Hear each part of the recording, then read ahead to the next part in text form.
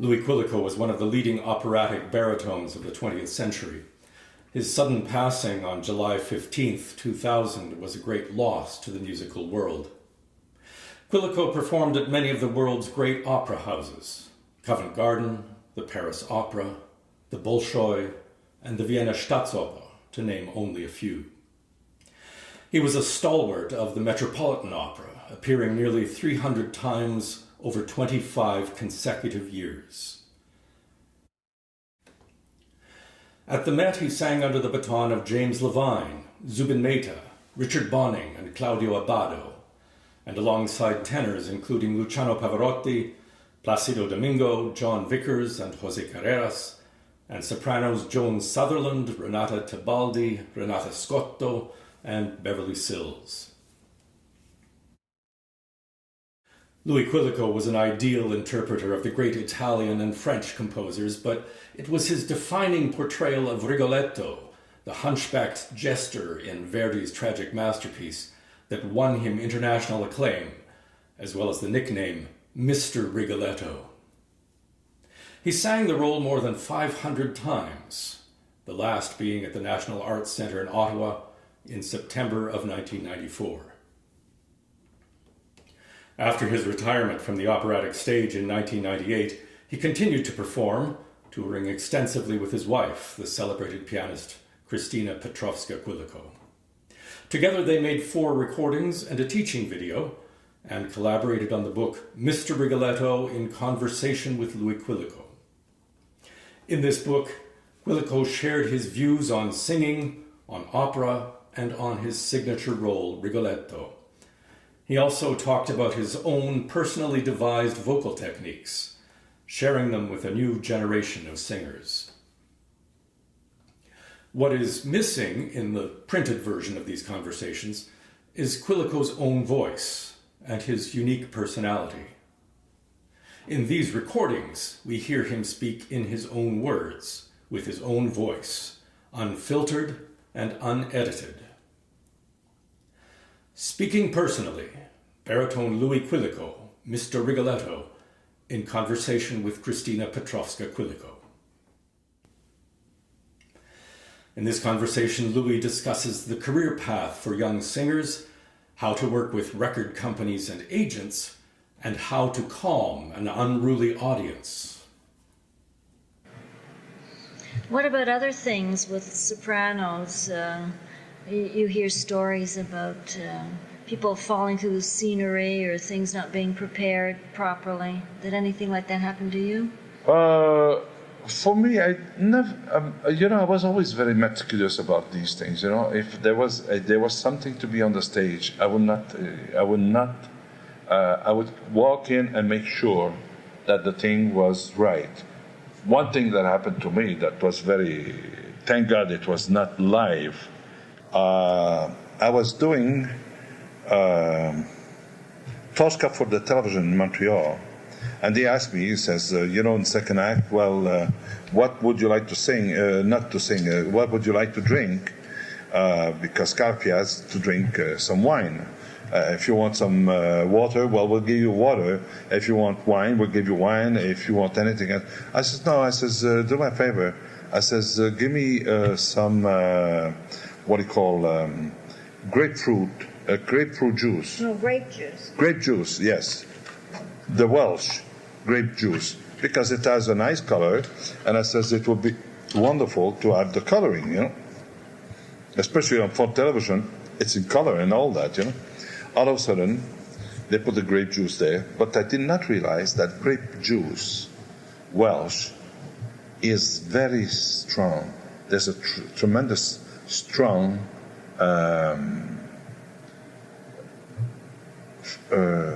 smell.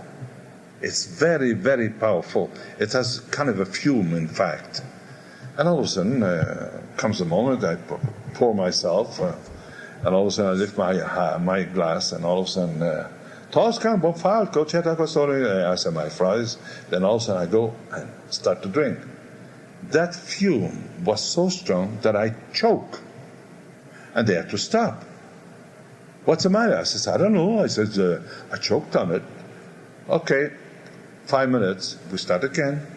And I say my phrase again. Take the glass, put the thing in it. Take the glass, and all of a sudden, again, the fume choked me. God, did I feel bad? Because there was nothing I could do. Finally, I baptized the juice.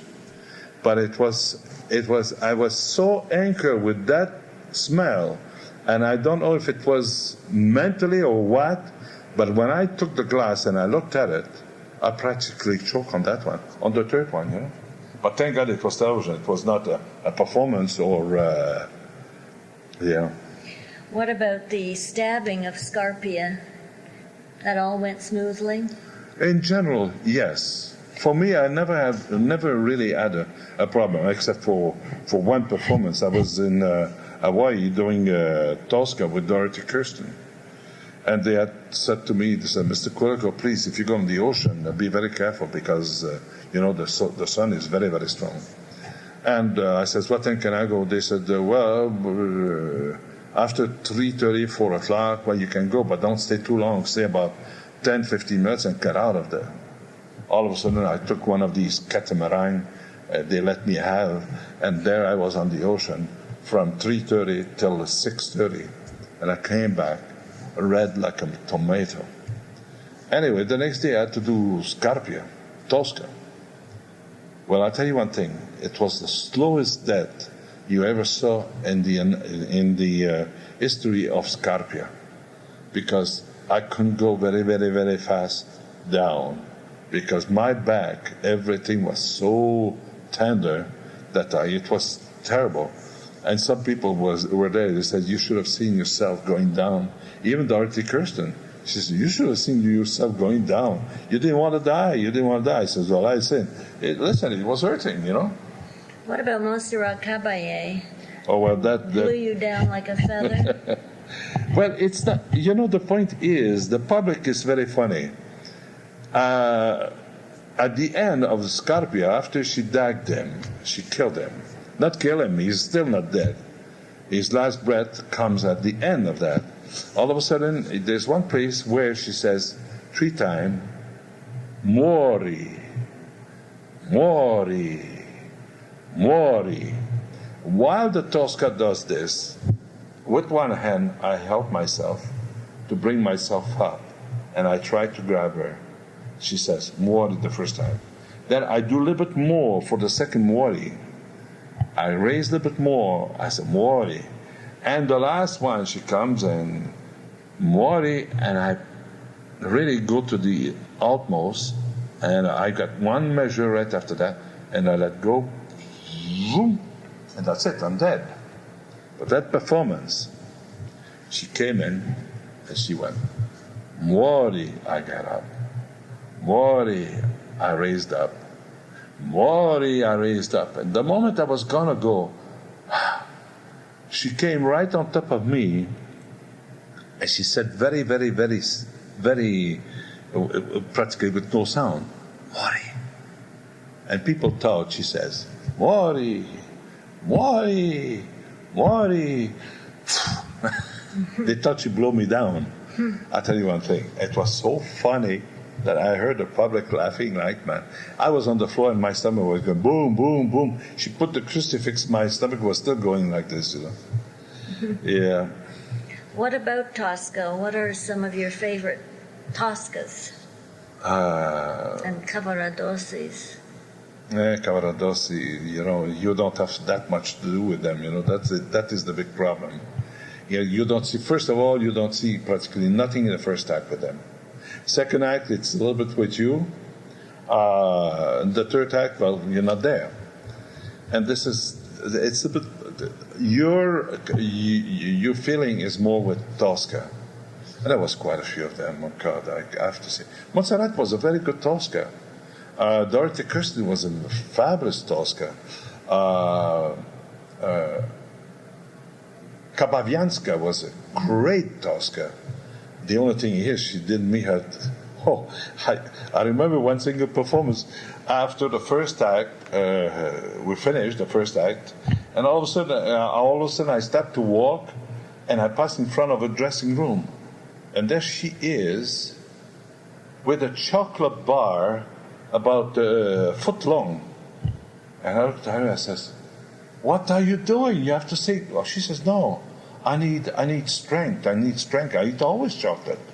I said, "Oh my God." Anyway, comes the moment for me to start to sing, and my first phrase is "Tosca in Bonfalco," and what you heard in the theater, it was "Tosca in Bonfalco." I'm the one who was getting all the frogs. It was so suggestive. It was incredible, you know. Yeah. Well, what about allergies then? Are some of them suggestive? And because singers are so sensitive about their throats, Well, I have to say one thing. For instance, there was a tenor. I told him, and in fact, I said to him, I said, after 2 days, on the third day, I says, "Listen, if you don't stop this, I'm going to the management, and I'm going to make yourself throw out of the performance." well, what was he doing? He was wearing a very bad perfume. There's a perfume that is the worst for me, all the perfume, Aramis. And the thing is, what Aramis does, I don't even see the person coming in. For instance, my back is towards the door. That person comes in with the Aramis, the first thing I know, it catches my stomach. And I told him, "No, you are crazy. It's all in your mind." There was a soprano, exactly the same thing. Polish soprano, and I said to her, I said that she was having a lot of problem vocally, and I even told her, I says, "Listen, when you sing with me, don't wear this perfume." And do you know something very funny? I used to tell her, I says, she was having vocal problem, and I could feel the vocal problem was due to the allergy, because I know what it does to me, I know what it does to somebody else. All of a sudden I said to her, I says, "You shouldn't wear that perfume. It's too strong for you. Wear something much lighter than it." "Oh, it's all in your mind." Anyway, she didn't want to listen to me. 5 years later, I see her, and we start to talk, and already her career had taken the toll. She was not singing anymore. And all she says, "You know, Mr. Quilico, I just discovered that I was allergic to perfume." I says, "Thank God it's you, not me." I felt very sorry for that, you know. Well, getting back to Tosca, how do you find Maria Callas's Tosca? Supposed to be the legend. Well, I have to say one thing. I will not comment too much on her Tosca, because I had the opportunity only once to see her doing it at Covent Garden with Tito Gobbi. It was a great performance, but I cannot comment very much with Callas, because she was more or less, she had already made a career, and by the time I started my career, we were not singing in the same part of the world. That means I never really saw her. That there's much more people that, for instance, the public that knows about her performance than I do. Me, I have to see. I mean, if I would say it was great, I didn't see it. All right, you didn't work with her. No. Well, what about the fact that a lot is written that there are no more great Toscas or Madame Butterflies in today's opera world, that we keep going back to the past, we keep talking about Tebaldi's performances, Callas's performances. What is going on in the world of opera, and why are not young singers developing into great Toscas and great Rigolettos? Well, I'm going to tell you, for me, it's a very simple thing. My only criticism of our world today, that, for instance, the people who could help the young singers they're not there to help them. Why Like, not? for instance, you take Maria Callas. She had people like Serafine, Visconti, that were working day in, day out with these people. Like, for instance, I met Serafine once that told me, says, I made Maria work Traviata 8 years before I let her do it. And she used to say, Maestro, why don't you? No, you don't know it enough. You don't know it enough. And this is the thing that today I always say. The point is, it takes a lot of money. And Maria, for instance, Maria Callas, had a lot of money behind her. And all these things were served on a silver platter. And this is why, in a certain way, it's very difficult to find the real one. There's a lot of them that are coming out. Yes, there's a lot of them that are becoming superstar. But some of them are superstar because some others that could become superstar. And this is the point. In the old days, it seems that they had more intelligence to understand the need of an artist than today. And this is the problem. Does it also have to do with our jet-set society, that, in other words, to be a great star, you have to be singing in so many opera houses and doing so many performances? No, it's not that. No? No, you need the exposure, the right exposure. For instance, if you're going to have an artist that's going to perform, if it's well prepared and everything, then you send them to do a performance. Then you, with the amount of money that you have, a lot of people with a lot of money behind it, all of a sudden they go to the performance. You know what it is to have publicity? And that's what today the artists, I don't say all of them, but let's say 50% is publicity and the other one, 50%, is the artistic sense of this artist. Is it not true that record companies are creating superstars? Definitely. Why do you think it is? It's publicity. Like for instance, I always said it, and I'm not afraid to say it. The recording company are the most treacherous people there is in the business, because the problem is what they did. Instead of being intelligent and say, well, Mr. So-and-so or Madame So-and-so has recorded the Rigoletto. This person and that woman, that man, will not record Rigoletto again. We'll get another one to do Rigoletto. And we'll get another one to do Rigoletto. But in the last 25 years, you have maybe 5 or 6 or 7 Rigoletto that you cannot find once a double. If it's not the Gilda, it's the Rigoletto. Or it's the Duke. Sorry to say it, that's not right. Or you have the same artist recording the opera 5 times. That's exactly right. And that, for me, I'm sorry to say it, that's no good. Because, you eat a steak today, you don't want to eat a steak tomorrow, and I think music is exactly the same thing. Give variety to the public. They always say, oh, well, these are the people that can sell. I'm sorry to say it. There's a lot of people that could sell, but give them the opportunity of to create the publicity for them. That's exactly like the agent. The agent are not there they're not there to make an artist. If the artist doesn't have behind him today $100,000, the agent is not interested. It's going to make him work, yes, but that's it. But the real one, the one who has the great publicity, who could help the artist, very often they're not there to help. And I have to say one thing. It is not such a mystery to be able to find the artist who has tremendous talent. Or have a vision that artist could have tremendous, No, they always wait till the artist is really they're selling out themselves, and that's not right. If you had a young artist to train, to develop into the next Rigoletto, what would be the program? What would you suggest? First of all, it would have to be a young artist who has a voice for it. But the big problem is with the young artist, is he's not interested in that. He's interested only one thing, to make $1.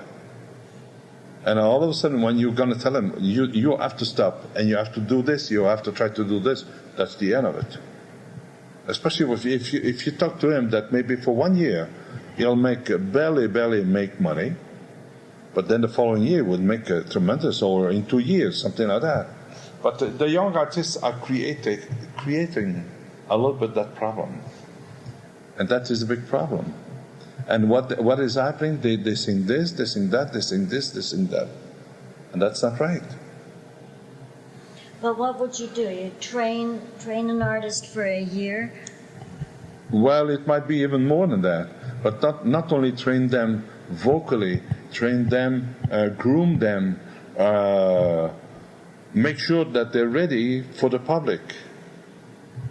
Because it's not everybody that can go in front of the public. You know, you have some people that to go in front of the public, well, they need the doping or something like that.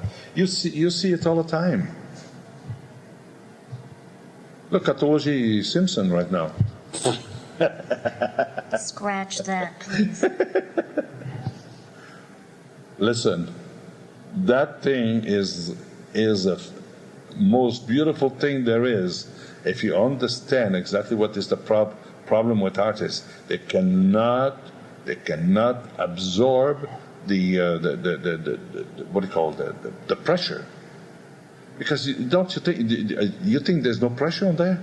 You know, to be a man like Pavarotti or Placido Domingo, it doesn't take will like nobody else in this world, and that's why they are arrived where they arrive for that reason, because they're strong people inside of themselves.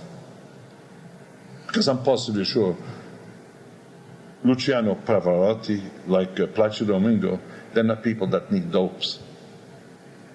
They dope themselves up with the music they're doing, and that is the thing that you have to discover. And both of them are very much aware of the quality of their performance, rather than just fame and publicity. Well, is that not? Well, I have to say one thing. Both of them is how can I say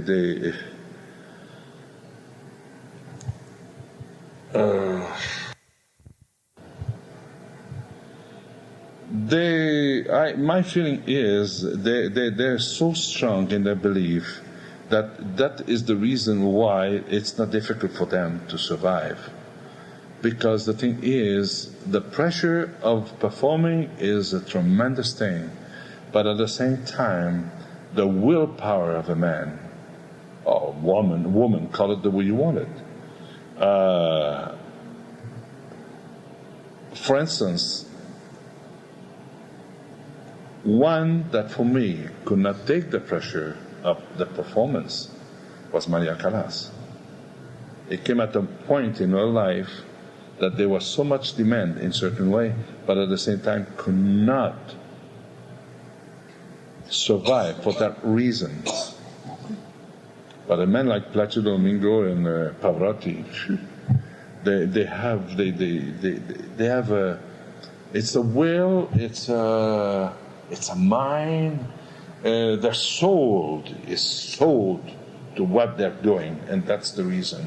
And they don't need an extra here or an extra there to be calm and to do what they're doing. It's the opposite. Yeah, we don't hear much stories about opera stars getting involved in violent situations or drug abuse. No, in general, I don't recall of, if I remember, maybe there was once a tenor, I forgot his name, I was singing in Paris, and the thing is, It took some certain medicine, but it was not exactly, it was not doping or anything like that, but it was something similar to that, and he feel cortisone here. And he didn't realize, nobody, that was the beginning of the cortisone, and the first thing you know, this is a very dangerous drug, And what happened, he took it, and he came at the point where he could not sing if he didn't take cortisone. And that is the thing, that you have to come at a point, you have to be so independent of that. Not you have to be so independent, you have to be completely out of it. Well, tell me about this performance of Aida at the Paris Opera. Well, that's going to be a long thing. They had done a Turandot with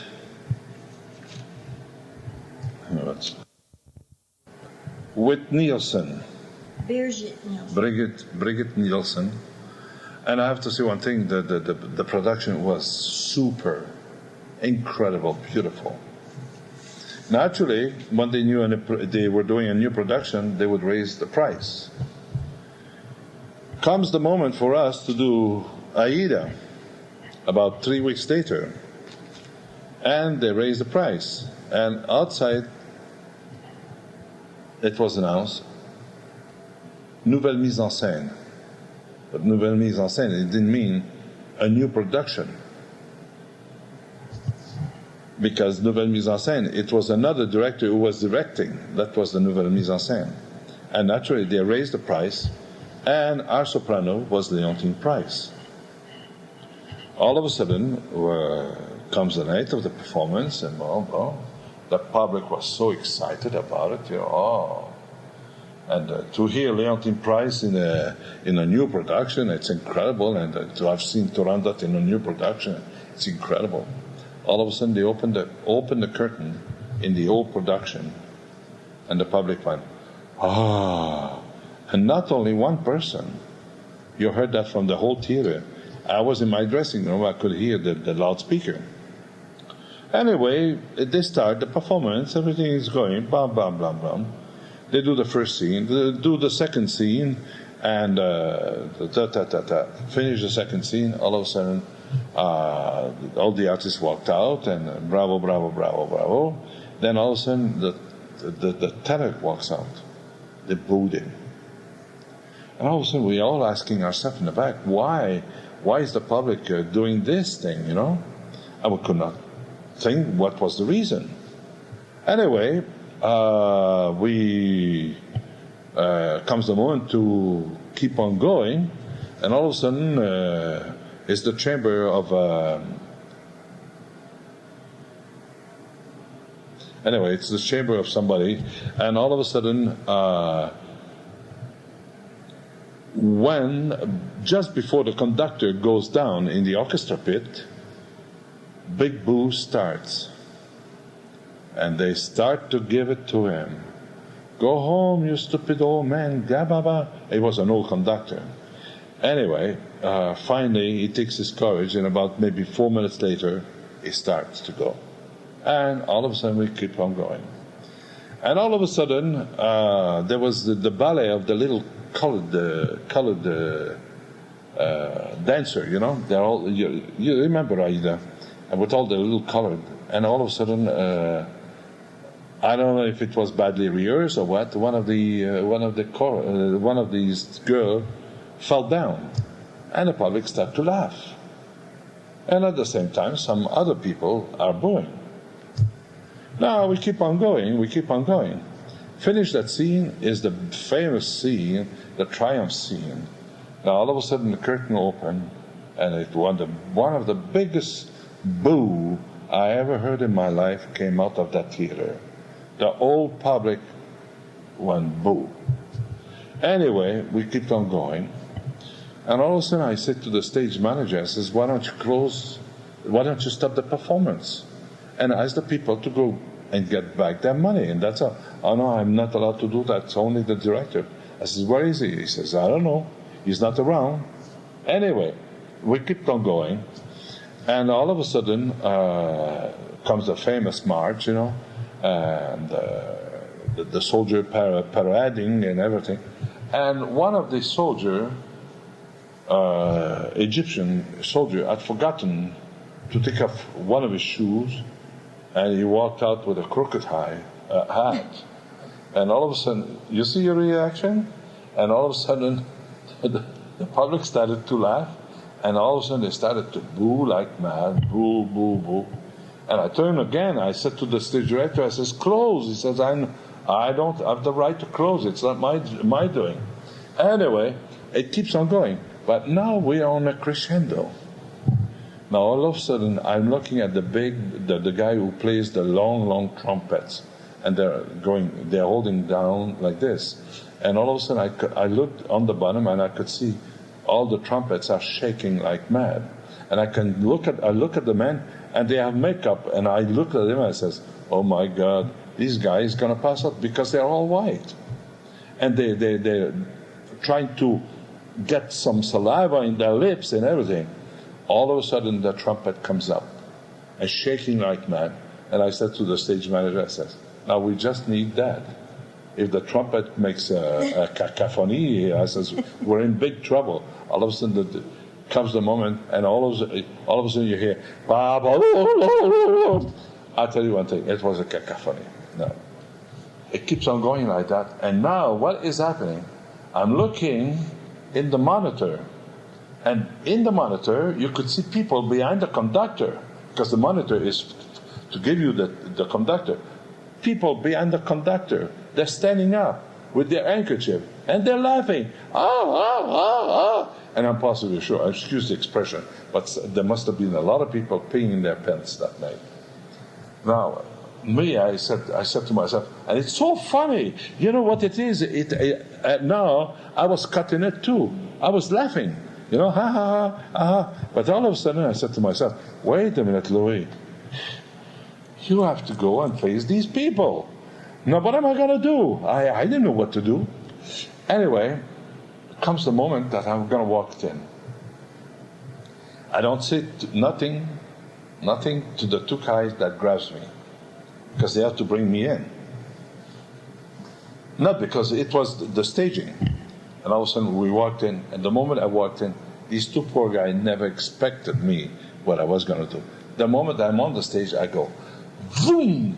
And these poor guys, I don't know, maybe 3 or 4 guys on that side, or maybe the same amount on the other side, they're all on their back. And the people are laughing, they're booing, they're clapping their hand, they're screaming, it's a real cacophony. And all of a sudden, I'm walking in, and all of a sudden I'm listening. I said, what is the bloody orchestra? Couldn't hear the orchestra, because the public was louder, you know? And I said to myself, listen, there's nothing I can do here. And all of a sudden comes the moment, and the only one that I could hear, the king that says, Dunque tu sei. I heard that faintly from a distance. She says, Aida, at that moment, she said to me, tu prigionier. I didn't hear it. The chorus is singing, I couldn't hear them. All of a sudden, I noticed that, and all of a sudden the conductor comes up, and he's going to give me the first beat. He gave the first beat with the orchestra, and I shut up. And he's going like this, come on, and I shut up. Now I got 18 steps to go down. I start to go down my 18th step, and I go to the footlight. And I crossed my arm, and I started to look on one side of the theater. I must have had a hell of a face, I tell you one thing, because I was so mad. And I start and I look on the other side of the stage, the theater, the other side of the thing. They told me I stopped 7.5 minutes. I didn't give a hoot. Because if I wanted to hear a pin drop in that theater, if I did not hear that pin drop, I was not going to sing. And all of a sudden, one side of the theater started to count down, the other side of the theater count down, and all of a sudden there was not one single sound. And I came up, Suo Padre! And the next day the newspaper said, thanks to Mr. Quilico, we did not close the door of the Paris Opera last night. Because if I would have sang that, I don't know where we would land, you know.